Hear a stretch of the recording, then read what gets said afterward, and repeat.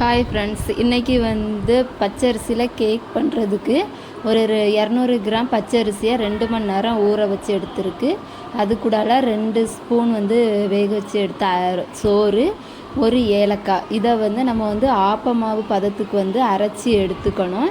அதுக்கப்புறம் வந்து அதுக்கு தேவையான பாகு நம்ம வெல்லம் போட்டு லைட்டாக, ரொம்ப சூடு இல்லாமல் லைட்டாக கொதிக்க வச்சு கரைச்சி எடுத்துக்கணும்.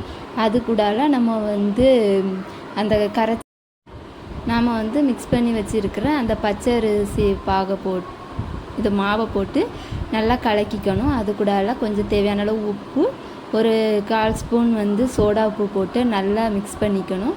ஒரு குக்கரில் வந்து கொஞ்சம் நெய்யில் வந்து நம்ம கொஞ்சம் தேவையான அளவு தேங்காய் நிறையா வேணால் போட்டுக்கலாம்.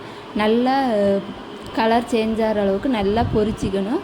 பொரிச்சிட்டு அதில் வந்து நம்ம கலக்கி வச்சுருக்கிற அந்த மாவு பாகோட மிக்ஸ் பண்ணி வச்சுருக்கிற அந்த இதை வந்து ஊற்றிட்டு லைட்டாக கிண்டிட்டு அந்த குக்கர் விசில் போடாமல் அடுப்பை வந்து சிம்மில் வச்சு ஒரு 20 நிமிஷம் வந்து சிம்மில் வச்சு அப்படியே வேக விட்டுறணும். விசில் போடக்கூடாது. அது 20 நிமிஷம் ஆனதுக்கு அப்புறம் வந்து லைட்டாக சூடான பிறகு கத்தியை வச்சு மெதுவாக எடுத்தோன்னா சுவையான கேக் வந்து ரெடி. இதை வந்து ஈவினிங் ஸ்நாக்ஸாக பிள்ளைங்களுக்கு செஞ்சு கொடுக்கலாம். இது வந்து ரொம்ப டேஸ்ட்டாக இருக்கும். Okay, thank you. Okay, super.